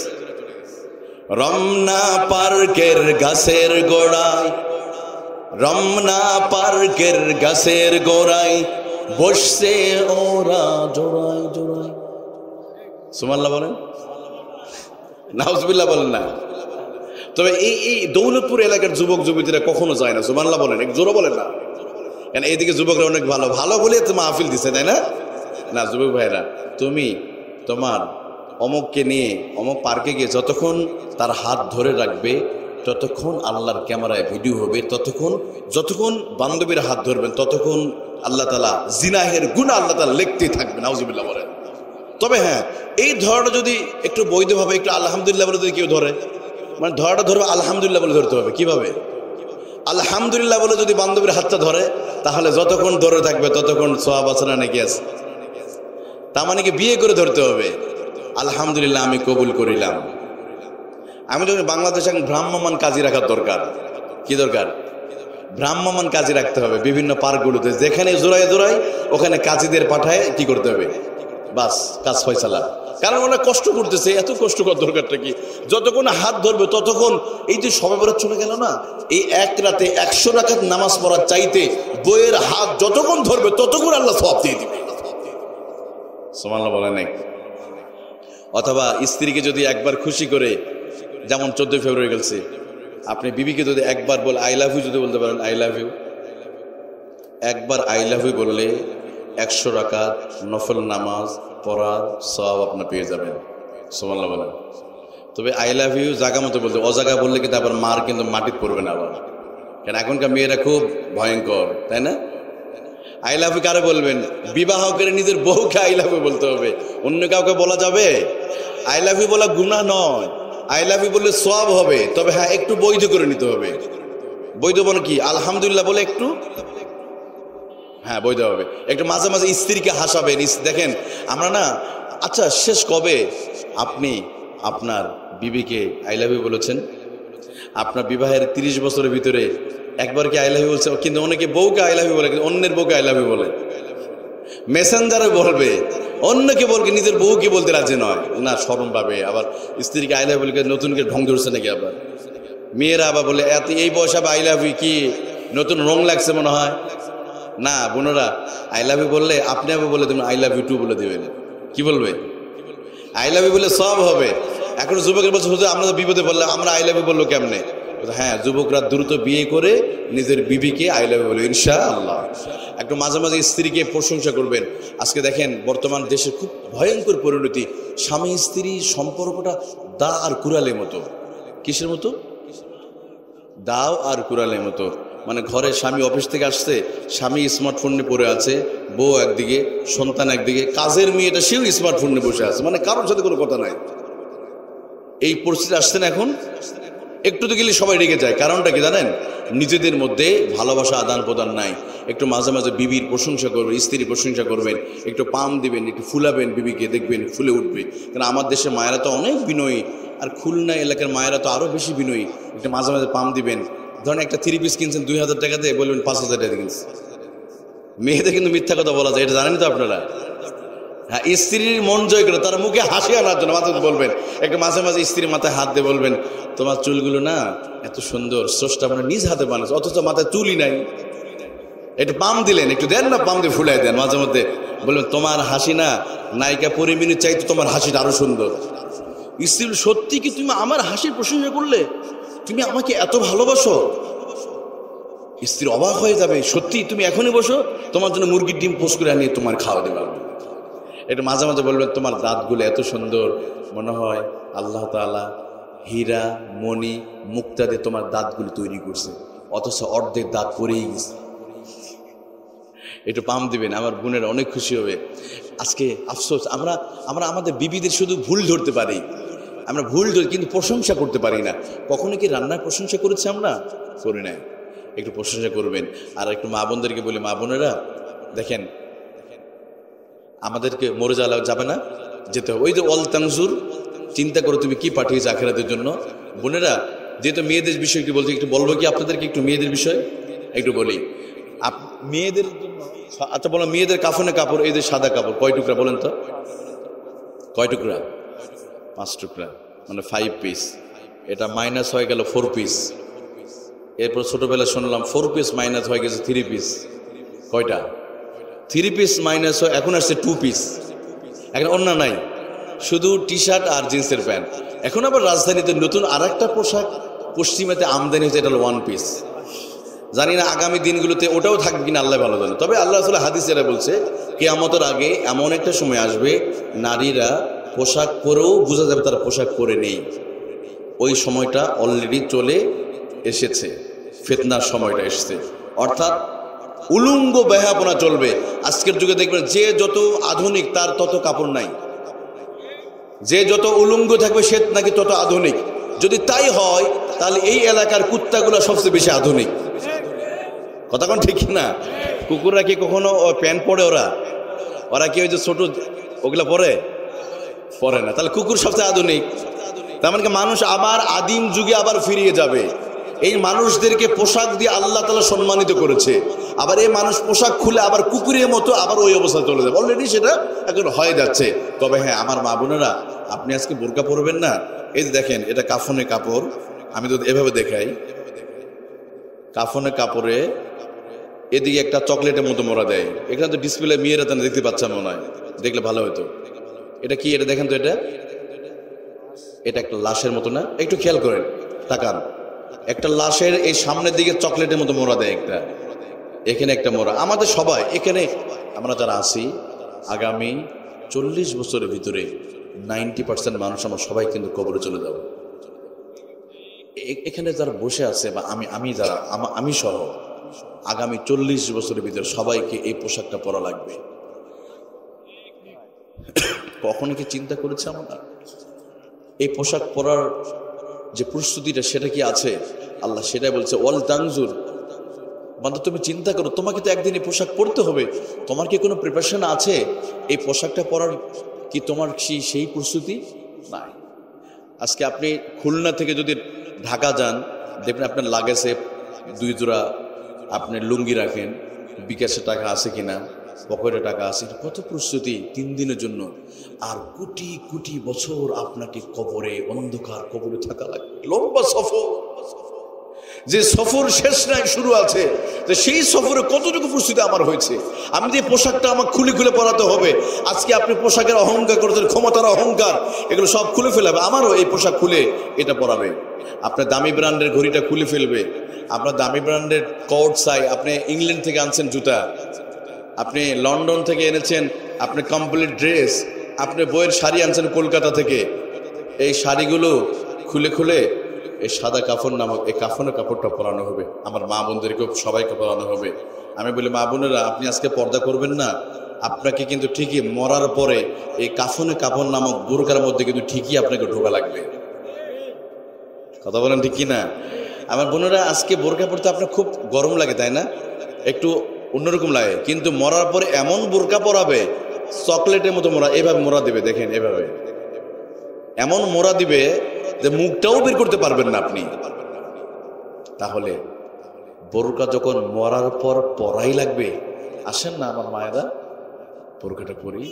আজকে আপনার সুন্দর চেহারা মানুষকে দেখাচ্ছেন, একটা মেয়ে একটা তেলাপোকা দেখলে ভয় পায়, একটা টিকটিকি দেখলে একটা মেয়ে কাপড় নষ্ট করে পালায়। দেখুন 10 জন মহিলা বসে আছে, মাঝখানে টিকটিকি ছেড়ে দিবেন অথবা তেলাপোকা ছেড়ে দেন, ভয়ে সব পালিয়ে যাবে, যাবে না? তাহলে মা বোনেরা, আপনি কি তেলাপোকা দেখলে ভয় পান, কিন্তু আপনি মাথার চুল ছেড়ে দিয়ে রাস্তায় চলবেন, আপনার একটা চুল যদি বেগানা কোনো পুরুষ যদি দেখে, ওই একটা চুল বেগানা পুরুষ দেখার কারণে আপনার কবরে ভয়ঙ্কর বিষধ সাপ আপনাকে দংশন করতে থাকবে, ভয়ঙ্কর বিচ্ছু আপনাকে কামড়াবে, চিৎকার মারলে দুনিয়ার কোনো মানুষ শুনতে পাবে না। এই জন্য বলি আমার মায়েরা, আমার বোনেরা, এই চেহারা নিয়ে কোনো অহংকার করে কোনো লাভ নাই। ও আমার যুবক ভাইয়েরা, যুবক বাবাজিরা, এই চেহারা যুবক বয়সের চেহারা থাকবে না। আগামী 30 বছরের মধ্যে যুবক তুমি বৃদ্ধ হয়ে যাবে, কারণ এখন যার বয়স 30 আর 30 বছর পরে কত হয়ে যাবে? 60 বছর যৌবনের বিদায় হয়ে যাবে। এখন যার বয়স 40 বছর, 40 বছর পর 80 হয়ে যাবে।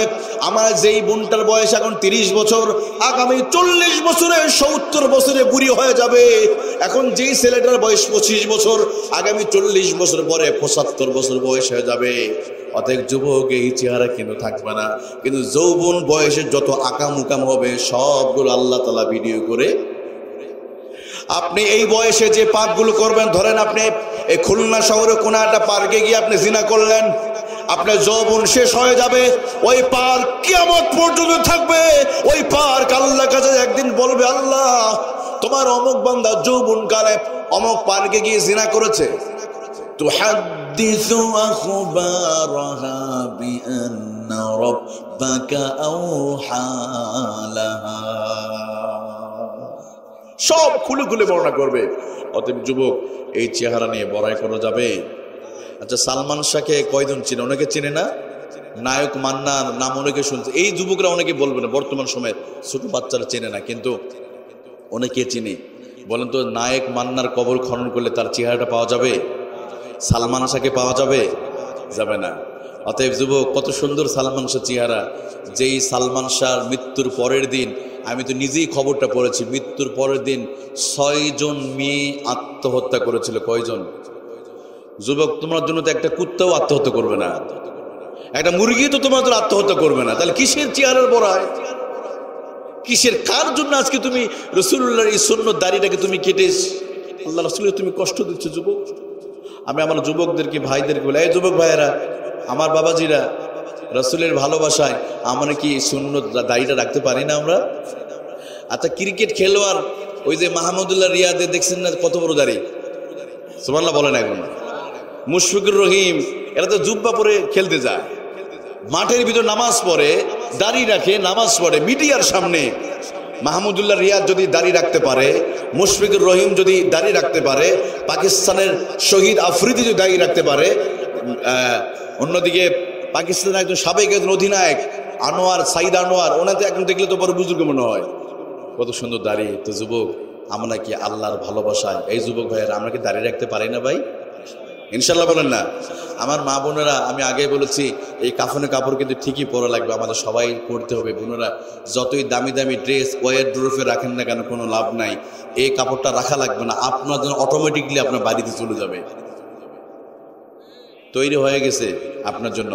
এজন্য চেহারা নিয়ে বড়াই করে লাভ নাই। অনেকে দেখবেন, অনেক মা বোনেরা আছে হাতে লিপস্টিক, দেখেন কি দেয়, নেল পালিশ, নেল পালিশ দেয়। নেল পালিশ দিলে ওযু হবে, গোসল হবে। আবার অনেকে নখটা বড় রাখে। আচ্ছা, কুকুর বিড়াল ওরা নখ কাটতে পারে না, ওদের নেল কাটার নাই, এই জন্য ওরা নখগুলো বড় রাখে। তো মানুষ কেন কুকুরের এই আচরণটা নিবে কেন? আপনাদের আচ্ছা, সুন্দরবন কাছে না, এখানে বেশি দূর, এই কয়রা, আমি তো কয়রাতে মাহফিলে গেছিলাম, খুব এলাকাগুলো দেখলে ভয় লাগে, ওইদিকে পানি আর পানি, ওইদিকে আপনার বাঘ টাক দেখা যায়। ওরা জানোয়ার, হাইওয়ান জানোয়ার, ওরা ওদের নখ কাটতে পারে, ওদের নখগুলো বড় রাখে। তাহলে আমার বোনেরা কেন নখ বড় রাখবে? তাদের তো নেল কাটার আছে, ব্লেড আছে কাটার, তাহলে আপনি কেন বড় রাখবেন? বড় রেখে আবার ওখানে কি দেয়, ওই কালারটা দিয়ে দেয়, বাস ওযু হবে না, নামাজ নাই। কিন্তু চেহারা যতই ক্রিম দেন, যতই ফেস ওয়াশ লাগান, যতই এই নগে আপনি নেল পালিশ দেন, লাভ নাই। মৃত্যুর 24 ঘন্টার ভিতরে আপনার এই হাতের নেল পালিশ উঠে যাবে, আপনার হাত পচে যাবে, এই চেহারাটা পচে যাবে, সুন্দর চেহারা পচে যাবে। 17 দিনের মাথায় আপনার মাথার চুলগুলো খুলে খুলে পড়ে যাবে। তবে হ্যাঁ, কেউ যদি আল্লাহ প্রদত্ত একটা দামি ক্রিম যদি কেউ লাগাতে পারে, ওই চেহারাটা দুনিয়াতে আল্লাহ সুন্দর করে দিবে। সুবহানাল্লাহ বলেন। আমি আমার বন্ধুকে বলে, আমার মা বোনেরা, এই ক্রিমটা আপনারা যদি নিতে পারেন, যদি লাগাতে পারেন, আপনাকে ফেয়ার অ্যান্ড লাভলি দিতে হবে না। আল্লাহ প্রদত্ত ক্রিমটা লাগালে দুনিয়া আখেরাতে চেহারার সৌন্দর্য বাড়িয়ে দিবে কে? দেখবেন যে মেয়েরা পর্দা করে, এদেরকে কিন্তু বিউটি পার্লার যাওয়া লাগবে না। আমার কাছে একটা ক্রিম আছে, এটা দিব আপনাদের, নিবেন আপনারা? যুবকদের আপনাদেরকেও দেবে ইনশাল্লাহ। এই ক্রিমটা লাগালে চেহারা সুন্দর করে দিবে কে? আবার কোনো টাকাও লাগবে না। সুবহানাল্লাহ বলেন। একদম ফ্রিলি দিয়ে দেবো আপনাদেরকে। তবে হ্যাঁ, শর্ত হলো একটাই, এইটা ব্যবহার করতে হবে। রাজি আছি তোমরা? ক্রিম নিলে হবে না। আমার মা বোনেরা, আজ থেকে তো খরচ বেঁচে গেল আপনাদের মনে হয়, কারণ এখন তো আর ফেয়ার অ্যান্ড লাভলি কিনা লাগবে না আপনাদের, কারণ দামি ফেয়ার অ্যান্ড লাভলি আমি দিয়ে যাবো এই জায়গায়। এটা আল্লাহ, এটা আল্লাহ পাঠাইছে। সুবহানাল্লাহ বলেন। কোনো টাকা লাগবে না ইনশাল্লাহ। তো আমি একটু মনে করে দিন, আমি শেষের দিকে বলবো। আপনার কষ্ট হচ্ছে নাকি? কষ্ট হচ্ছে? খুব লম্বা সময় আলোচনা করবো না আমরা, কারণ ফজরের নামাজ আমরা ইনশাল্লাহ পড়বো। রাজি আছি তো? অল্প সময়ের ভিতরে এবার আসেন, আল্লাহ কি অল তাংজুর, তারা যেন তাকায় আগামীকালের জন্য কি পাঠিয়েছে। প্রিয় ভাইয়েরা, আমরা পৃথিবীতে বেঁচে থাকার জন্য বছরের পর বছর ব্যাংকে টাকা ফিক্সড ডিপোজিট করি, এফটিডিআর, এমটিডিআর করে আমরা আগামীর জন্য, ভবিষ্যতের জন্য টাকা পয়সা জমায় রাখি। কিন্তু বলেন তো, কোন কুত্তা বিড়াল এদের কোনো ব্যাংকে অ্যাকাউন্ট আছে? নাই। এরপরে কি কখনো পাখিরা বা কুকুর বিড়াল না খেয়ে মারা যায়?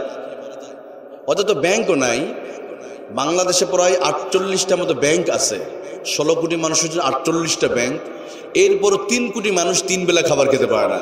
কিন্তু এদেশে কুকুর আছে, বিড়াল আছে, হনুমান আছে, বাঘ ভাল্লুক, এদের তো একটা ব্যাংকও নাই। কিন্তু কই একদিনে তো কোনো কুত্তা বিড়াল আত্মহত্যা করে মারা যায় নাই। তার মানে হলো, আপনি ব্যাংকে আগামী দিনগুলোর জন্য টাকা জমিয়ে রাখতেছেন, কিন্তু কথা ছিল আখিরাতের জন্য কি আমল করেছে এটা রাখার কথা। কিন্তু দুনিয়াতে কয়েকটা বছরের জন্য আপনি কত সচেতন, আপনি নিজের জন্য আপনার লাইফ ইন্স্যুরেন্স করলেন, সন্তানের জন্য লাইফ ইন্স্যুরেন্স, এমনকি গাড়িটা আছে, গাড়ির জন্য লাইফ ইন্স্যুরেন্স, একটা হুন্ডা আছে, ওটার লাইফ ইন্স্যুরেন্স করলেন, কিন্তু আপনার জীবনের লাইফ ইন্স্যুরেন্স করলেন না। আপনার জীবনের লাইফ ইন্স্যুরেন্সের কথা আল্লাহ তাআলা বলে, বান্দারা তোমার যে কবরে যাওয়া লাগবে, ওই কবরের জন্য তুমি কি আল্লাহর জন্য তুমি পাঠিয়েছো সেটা একটু চিন্তা করো। শুধুমাত্র মানুষ ভবিষ্যতের জন্য টাকা জমিয়ে রাখে, কোন প্রাণীরা রাখে না। এই জন্য ওরা কখনো না খেয়ে মারা যায় না। একটা চড়ুই পাখি সকালবেলা খালি পেটে ঘর থেকে বের হয়, আবার পরন্ত বিকেলে টোনা পরিপূর্ণ করে সে ঘরের মধ্যে প্রবেশ করেছে। সুবহানাল্লাহ বলেন। তাহলে ওই পাখিটা বের হলো, কোথায় তার খাবার আছে সে নিজেও জানে না, কিন্তু যেখানে খাবার আছে আল্লাহ সেখানে পৌঁছায় দেয়। কিন্তু আপনি আমি কি করি, ডাচ বাংলায় একটা লাইফ ইন্স্যুরেন্স করছে, মেয়ের নামে, ছেলের নামে একটা, তার বাড়িতে গাড়ি আছে, গাড়ির নামে একটা। 30 বছর পর নাকি এত লাভ দিবে, কিন্তু 30 বছর সে কিন্তু বাঁচবেও না। 30 বছর। তাহলে মানুষ আগামীর জন্য আমরা কি করি, দুনিয়ার জন্য আমরা চিন্তা করে রাখি, কিন্তু আখিরাতের জন্য রাখি না। আল্লাহ সেটাই বলছে, বান্দা তুমি দুনিয়ার জন্য চিন্তা করলে, তুমি কি আখিরাতের জন্য তুমি কি পাঠিয়েছো? তুমি যে কবরে যাবে, তোমার কি মাল সামানা তৈরি আছে? ওয়াল তানজুর, তারা যেন একটু তাকায়। কে বলছে না? নাফসুম মা কদ্দামাত লিগাদিন ওয়াত্তাকুল্লাহ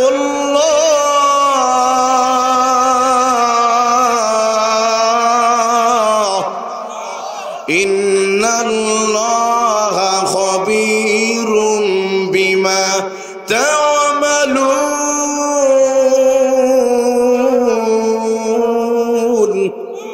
আল্লাহ রাব্বুল আলামিন বলে, বান্দা ওয়াল তানজুর, তারা যেন তাকায় আগামীকালের জন্য তারা কি পাঠিয়েছে, আখিরাতের জন্য কি পাঠিয়েছে।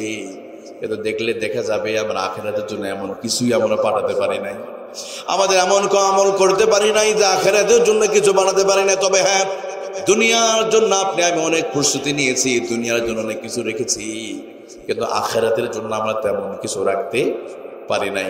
এর জন্য আল্লাহ তাআলা এই আয়াতের মধ্যে আল্লাহ বারবার বলছে, বান্দা তুমি আল্লাহকে ভয় করো আর আখিরাতের জন্য কি পাঠিয়েছো এইটা নিয়ে তুমি চিন্তা করো। তো প্রিয় ভাইরা, আমরা আখিরাতের জন্য কি পাঠিয়েছি ভাই যদি প্রশ্ন করা হয়, দেখা গেলে যাবে যে সামান্য কিছু আমরা পাঠাতে পারি না। কিন্তু যদি বলি দুনিয়ার কি প্রস্তুতি, হ্যাঁ আমার আছে অমুক লাইফ ইন্স্যুরেন্স, অমুক ব্যাংকে, অমুক জায়গায়, আবার একটু খুলনা শহরে যেখানে জায়গার দাম বেশি এখানে জমি কিনে রাখছি, কারণ 30 বছর পর বাড়ি বানাবে, 40 বছর পর ছেলে একটা 10 তলা বানাবে। কিন্তু দুদিন পরে যে কবরে যাবে, কবরের জন্য কিন্তু আমাদের চিন্তা নাই। আল্লাহ এটাই আয়াত বলছে, বান্দা তুমি দুনিয়ার ভিতরে কত কনসার্ন, কত সতর্ক। 40 বছর পরে কিন্তু আমি আগে বলছি আগামী 40 বছর পরে আমরা থাকবো না ভাই। 90% মানুষ কবরে যাবে, এখানে 90% মানুষ এই পোশাকটা পরবে, এই যে চকলেটের মতো মরা দেবে সবাইকে, সবাই 100% আমি বলি আগামী 40 বছরের ভিতর নাই আপনি। এরপরও আপনি অমুক জায়গায় এত টাকা, অমুক জায়গায় এত জমি, হ্যাঁ রাখেন, কোনো সমস্যা নাই, সবাই রাখবে, কিন্তু আখিরাতকে চিন্তা করতে হবে। আখিরাতের জন্য কি করলাম আমি, কি আজকের দিনে কি আমি আখিরাতের জন্য কি, আজকে যে আমি আজকে 24 ঘন্টার ভিতরে ভাই, আমার বাবাজি একটু খেয়াল করেন না, আজকে 24 ঘন্টার ভিতরে আমরা আল্লাহর জন্য কি পাঠিয়েছে আখিরাতে ভাই? তেমন কিছু না। আজকে 24 ঘন্টার ভিতরে আল্লাহ তাআলা আমাদেরকে বলেছিল, বান্দা তুমি 5 ওয়াক্ত নামাজের মাধ্যমে 34টা সেজদা দিয়ে তুমি আখিরাতের জন্য নামাজ নামক এই সামানটা পাঠাবে। কিন্তু সবাইকে পড়েছি নামাজ? পড়ি নাই। কিন্তু আমি যদি বলি আজকের এই দিনে 24 ঘন্টার ভিতরে আপনি দুনিয়ার অনেক কিছু করছেন, আপনি চোখ দিয়ে 10 ঘন্টা শুধু মোবাইলকেই দিয়েছেন, আপনি মোবাইলে নাটক সিনেমা দেখছেন, কত ঘন্টা? 10 ঘন্টা। 10 ঘন্টা অনেকে মোবাইল দেখছে, কিন্তু বলেন তো 5 ওয়াক্ত নামাজ পড়তে 10 ঘন্টা লাগে? 5 ওয়াক্ত নামাজ পড়তে জহরে 10 মিনিট, আসরে 10, মাগরিবে 10, এশায় 20, তাহলে কত সময় হলো? 1 ঘন্টা। 24 ঘন্টার ভিতরে 5 ওয়াক্ত নামাজ পড়তে লাগে মাত্র 1 ঘন্টা। আর আপনি ইউটিউবে 3 ঘন্টা, মেসেঞ্জারে 3 ঘন্টা, ফেসবুকে 3 ঘন্টা, চার দোকানে ওখানে একটু বেশি গল্প করবে, ওখানে 2 ঘন্টা, হিসাব করলে দেখা যায় আমরা 10 ঘন্টা সময় শুধু মোবাইলকে দিচ্ছি। আল্লাহ বলে, বান্দা তুমি দুনিয়ার ক্ষেত্রে তুমি আমার নিয়ামত, আমার চোখ ব্যবহার করে, আমার নিয়ামত ব্যবহার করে তুমি মোবাইল দেখতে পারো, কিন্তু আমার চোখ ব্যবহার করে তুমি কোরআনটা পড়তে পারো নাই। আজকের দিনে এখানে অনেক মুসলমান আছে আলহামদুলিল্লাহ, প্রথম আলো, যুগান্তর, ইত্তিফাক, জঘন্য কণ্ঠ, মানব কণ্ঠ, বিভিন্ন পত্রিকা পড়ছে না? কিন্তু আজকের দিনে কয়জন আমরা মুসলমান ভাই আছি যে আজকের দিনে আমি কোরআন পড়ে দিন শুরু করছি? হাতে গোনা 2-1 হতে পারে। কিন্তু বলেন তো এই চোখটা কে দিছে? এটা আল্লাহর চোখ। আল্লাহর চোখ দিয়ে ফেসবুক দেখলেন। আচ্ছা, ফেসবুক মনে হয় আমাদের খাবার দেয়, তাই না? আমাদের খাবার কি দেয়? ফেসবুক কি আমাদের খাবার পাঠায়? ওই যে মেসেঞ্জারে যে বান্ধবীর সাথে কথা বলেছেন, সে কি কখনো খাবার পাঠাইছে? আল্লাহ বলে, বান্দা তোমার জন্মের আগে থেকে আমি আল্লাহ তাআলা তোমার খাবার আমি মায়ের পেটের ভিতরে আমি সাপ্লাই করে দিচ্ছি। মানুষের সন্তান মায়ের পেটে যখন 3 মাস, দেখবেন খেয়াল করেন, আমার মায়ের যখন গর্ভবতী হয়, পেটে সন্তান চলে এসেছে, সন্তানের বয়স বাড়ে, মায়ের স্তনটা একটু একটু করে বড় হয়। সন্তানের বয়স 3 মাস, মায়ের স্তনটা একটু বড় হয়। সন্তানের বয়স 4 মাস, মায়ের স্তনটা আর একটু বড় হয়। সন্তান বড় হয়, স্তন বড় হয়। সন্তানের বয়স হয়ে গেছে 8 মাস, ওই মায়ের স্তনটা বড় হয়ে গেছে আর একটু বড়। 9 মাসের মাথায় আর একটু বড় হয়ে গেছে। তার মানে হলো ওইদিকে সন্তান বড় হয়, সন্তানের খাবার আমার আল্লাহ তাআলা মায়ের স্তন নামে হোটেলের ভিতরে আমার আল্লাহ তাআলা খাবারটা তৈরি করছে। তাহলে দুনিয়াতে আসার আগেই আমার আল্লাহ তাআলা মায়ের স্তন নামক হোটেলের ভিতরে আমার আল্লাহ তাআলা আমাদের জন্য খাবার রেখেছে। সুবহানাল্লাহ বলেন। জন্মের আগে আল্লাহ আমার জন্য খাবার দিছে। কিন্তু আফসোস, জীবনে প্রথম হোটেলে দুধ খেলাম মায়ের, প্রতিদিন আমরা 450 গ্রাম দুধ পান করছি। সুবহানাল্লাহ বলেন। কিন্তু আজকে সেই মা যখন বলে, বাবা জানা দৌলতপুর বাজার থেকে আমার জন্য, কতদিন হলো আমি মুরগি খাই নাই, কতদিন গরুর গোশত তো চোখেই দেখি নাই। তখন সন্তান মাকে ধমক দেয়, গেলে তোমার আর ছেলে নাই, শুধু আমার দিকে তাকাও। বলে না অনেক না। প্রিয় ভাইরা, আপনি কয়েক মন দুধ আপনি খেয়েছেন, কয়েক মন দুধ, খবরদার মাকে ধমক দিবেন না, মাকে গালি দেবেন। এই যে শীত চলে যাইতেছে, বলেন তো 2024 সালে এখানে কয়জন আছে আপনি যে মায়ের স্থলে হোটেলে খাইছেন, দুধ খাইছেন?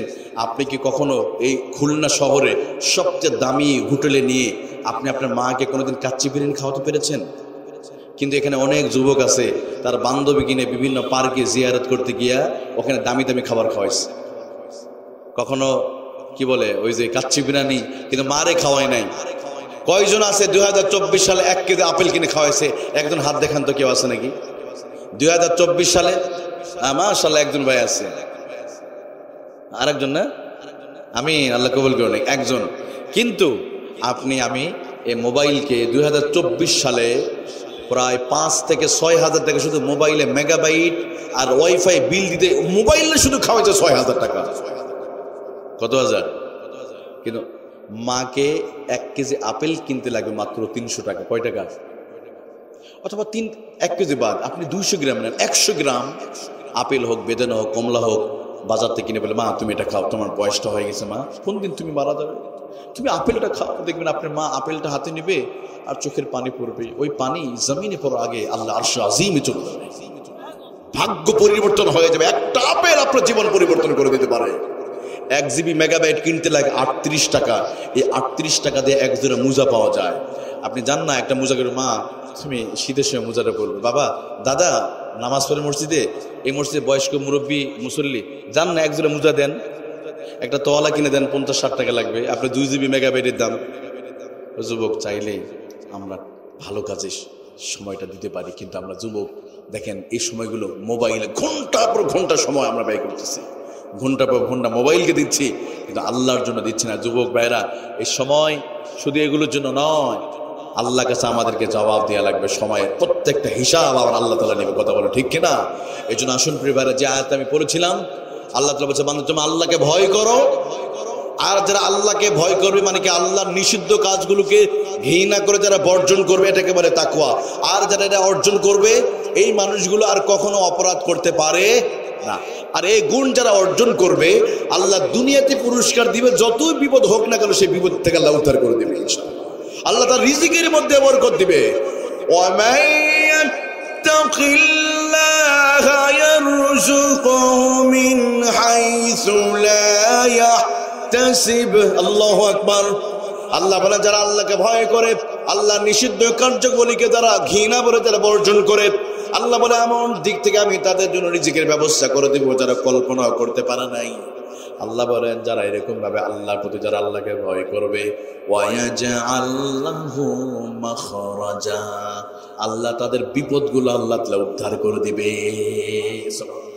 আপনি পরিবারের মধ্যে দেখবেন, যে পরিবারের মধ্যে অশান্তি, আপনি বেতনের টাকা আনার আগেই পরিবার অভাবের মধ্যে থাকে, বরকত আসছে না, আপনি দেখবেন হয় আপনার চোখের গুনাহ হচ্ছে, হয় কোথাও আপনার একটু হয়তো কবিরা গুনাহ হয়ে যাচ্ছে, অথবা নারী ঘটিত কোনো গুনাহ হচ্ছে, অথবা মোবাইলে কোনো অশ্লীল কোনো কিছু দেখেছেন, অথবা চোখের কোনো কবিরা গুনাহ করে ফেলেছেন।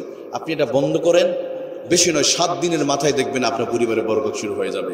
যারা নারীদের পিছনে হাজার হাজার টাকা উড়াবে চোখ দিয়ে, রাসূল তো বলেছে 1400 বছরে কিয়ামতের আগে এমন একটা সময় আসবে যখন মানুষ নিজেরা জিনা করবে না, কিন্তু অন্যের জিনা নিজে বসে বসে দেখবে। আজকে সেই সময়টা কিন্তু চলে আসছে। এখন আপনি অশ্লীল কিছু দেখতেছেন, আপনি অন্যের জিনা দেখতেছেন, আপনার চোখের বরকত উঠে যাচ্ছে। মানুষ যদি এই পাপ করে, আল্লাহ তাআলা 3টা শাস্তি দেবে। একটা, পরিবারে বরকত উঠে যাবে, হতাশা বেড়ে যাবে, আর তার চেহারার সৌন্দর্যটা নষ্ট হয়ে যাবে, আর টেনশনের মধ্যে থাকবে। দেখবেন বেতন পায় 40,000 টাকা, মাস আসার আগে টাকা শেষ হয়ে যায়, কারণ টাকার মধ্যে আর বরকত থাকবে। যারা কি করবে, আল্লাহর ভয় করে জিনা ছেড়ে দিবে, আল্লাহ তার রিজিকে বরকত দিবে, পরিবারের রহমত নাজিল করবে, বিপদ উদ্ধার করবে। আর যে আল্লাহকে ভয় করবে না, জিনায় লিপ্ত থাকবে, অন্য নারীকে ডিস্টার্ব দিবে, মিসকল দিবে, নারীদের সাথে খারাপ কাজ করবে, বিভিন্ন পার্কে জিয়ারত করতে যাবে, আল্লাহ ওদের জীবনটা কি করবে, আল্লাহ কণ্ঠকাঠিন্য করে দিবে। চতুর্দিক দিয়ে শুধু অভাব শুরু হয়ে যাবে, টাকা আসবে একদিকে, যাবে আর একদিক দিয়ে। আল্লাহ তাআলা পরিবারগুলোকে রহমত নাজিল করে নেই, বলে আমিন।